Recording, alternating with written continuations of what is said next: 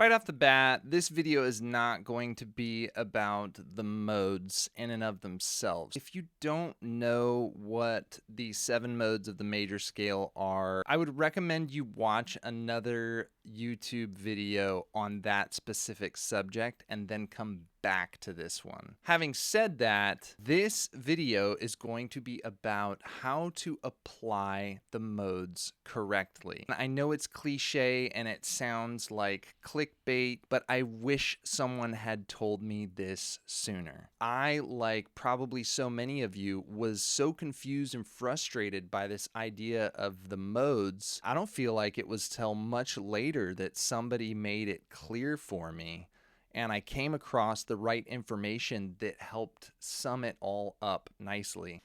There's 2 simple rules that will help you for the rest of your playing career get the sound of whatever mode it is that you're trying to play. The first rule is this: the chords define the mode. For example, if you're trying to get the sound of A Dorian, that will never be achieved if the chords underneath are, say, G, C, and D. Even if you're like, no, this is a Dorian pattern, it's not going to happen. So for this example, I'm going to try and play pattern 4 of A Dorian over G, C, and D.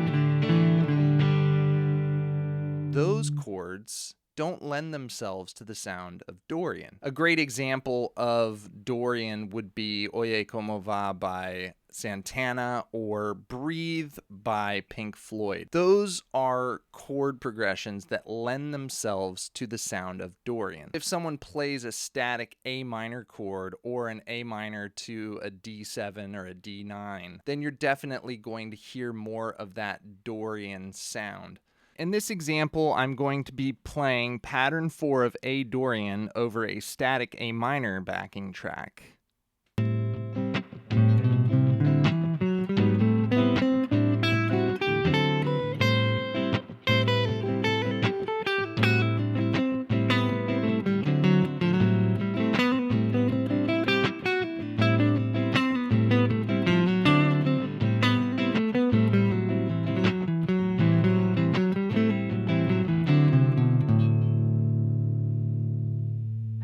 I have to say this: application is everything.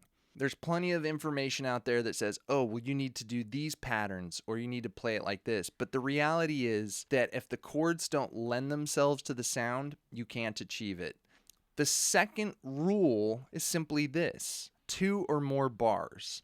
If someone plays 2 or more bars of A minor, that's a great place to apply A Dorian. Or for that matter, if someone plays 2 or more bars of D7, that's a great place to play D Mixolydian. If it isn't 2 or more bars of that chord, you're not going to hear that sound.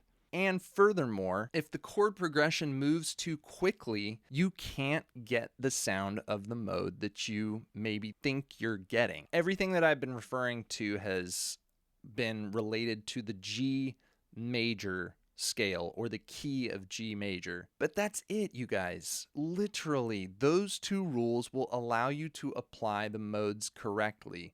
The chords define the mode, and 2 or more bars of a chord or chord progression that lends itself to that mode is a perfect place to apply this. I'm so glad that you stopped by my channel. My name is Clark Abbott. I'm going to be doing tutorials and educational content that will hopefully help you become a better musician and player and have a lot more fun in the process. If you liked what you heard today, please like and subscribe to this channel. Thank you again, and I'll see you in the next video.